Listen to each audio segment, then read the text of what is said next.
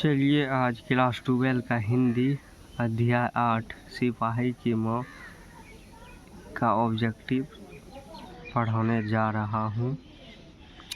चलिए शुरू करते हैं। मोहन राकेश के बचपन का नाम क्या है? क्या है बोलिए फटाफट। क्या है? मदन मोहन गुगलौनी। मुन्नी कौन थी? मुन्नी कौन थी? बिस्नी की बेटी। क्या होगा? डी नंबर इसका। चलिए 3 नंबर, सिपाही की माँ एकांकी की कथा वस्तु है। क्या होगा बताइए तो 3 का। ये नंबर हुआ निम्न मध्य वर्ग की।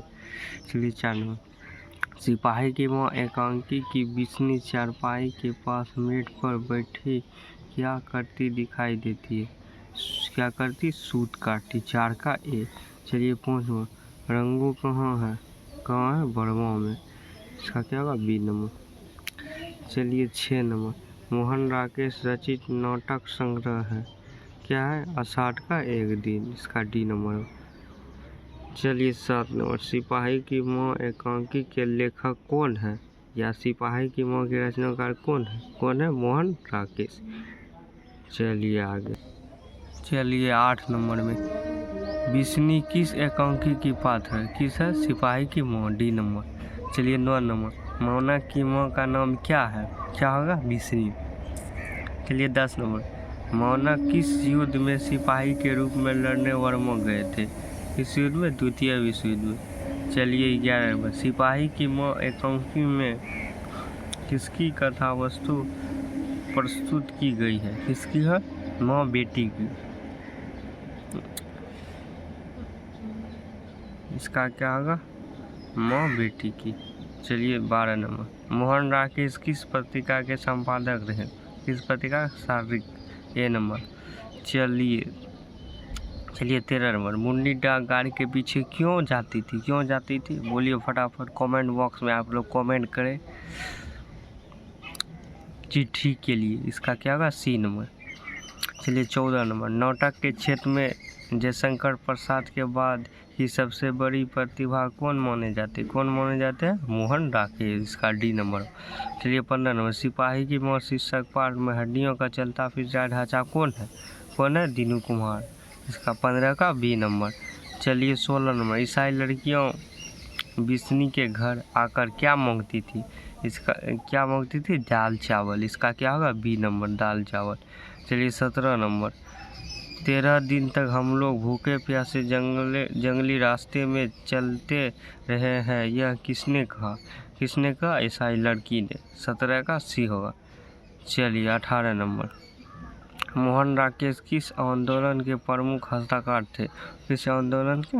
नई कहानी आंदोलन के। चलिए 19 नंबर, निम्नलिखित में से कौन सी रचना मोहन राकेश की है? कौन सी मोहन राकेश की है? ना आने वाला कल। चलिए 20 नंबर,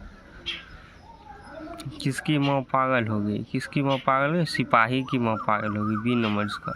चलिए 21 नंबर, मुन्नी की उम्र कितनी हो गई थी? कितनी हो गई थी? 14 वर्ष। चलिए 22 नंबर। निम्नलिखित में बिस्नी की पड़ोसनी कौन थी? कौन थी? कुंती बिस्नी की पड़ोसनी थी। C number. चलिए 23 नंबर, मुन्नी किस दिन मौना की चिट्ठी के आने का भविष्यवाणी करती? किस दिन? मंगलवार को। इसका डी होगा। चलिए 24 नंबर, कौन कहता है मैं इसकी लाश ले जाकर चील और कौवे के आगे डाल दूंगा? किसने मारा था? सिपाही ने। बी होगा।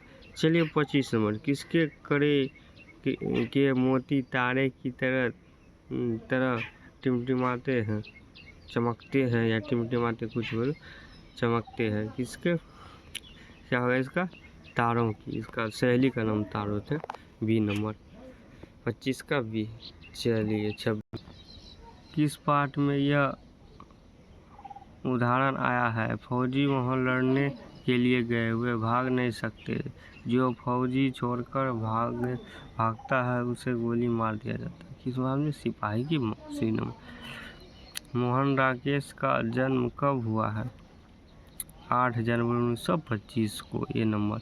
चलिए, इनमें से कौन सी कृति मोहन राकेश की है? कौन सी है? जानवरों जनावर। चलिए 29 नंबर, मोहन राकेश का जन्म कहाँ हुआ है? कहाँ हुआ? जलने वाली गली, अमृतसर में। B number. चलिए 30 नंबर, सिपाही की माँ किस एकांकी संग्रह से लिया गया है? इधर अंडे के छिलके तरह कहानी, इसका होगा डी। चलिए 31 नंबर, मुन्नी और मोना की माँ का नाम क्या है? बिस्नी। चलिए 32 नंबर, सिपाही की माँ एकांकी के अनुसार लड़ाई कहाँ हो रही थी? कहाँ हो रही थी? वर्मा में, बी नंबर। चलिए 33 नंबर, मोहन राकेश की एकांकी का शीर्षक है, क्या है शीर्षक? सिपाही की माँ, बी नंबर। चलिए सिपाही की माँ कौन है? सिपाही की माँ विसनदेई, विष्णु को इसमें बोला गया विसनदेई से। चलिए 35 नंबर, सिपाही की माँ एकांकी में कुंती कौन है? कुंती कौन है? एक बार आया था क्वेश्चन, आप लोग कमेंट बॉक्स में जल्दी से बताइए क्या होगा? C number पड़ोसनी। प्रवेशन क्या होता है? क्या होता है? मोटे सूत की बुनी हुई चादर। चलिए इस तरह से आप लोग का अध्याय 8 चैप्टर नंबर 8 सिपाही की माँ समाप्त हो गया। अगले चैप्टर लेके आऊँगा कल, प्रगीत और समाज। इसी तरह आप लोग वीडियो को लाइक करें, कमेंट करो, शेयर करें और सब्सक्राइब चैनल को करें। ज़्यादा से ज़्यादा शेयर करें वीडियो को और इसी तरह सपोर्ट करते रहे। ये चैप्टर नंबर 8 बहुत इम्पोर्टेंट 2025 बिहार बोर्ड इंटरमीडिएट परीक्षा के लिए है, इसलिए आप लोग ये ध्यान से ऑब्जेक्टिव देखें और पढ़े, ध्यान से याद भी करते जाए और नोट करें कॉपी में। ठीक है, धन्यवाद।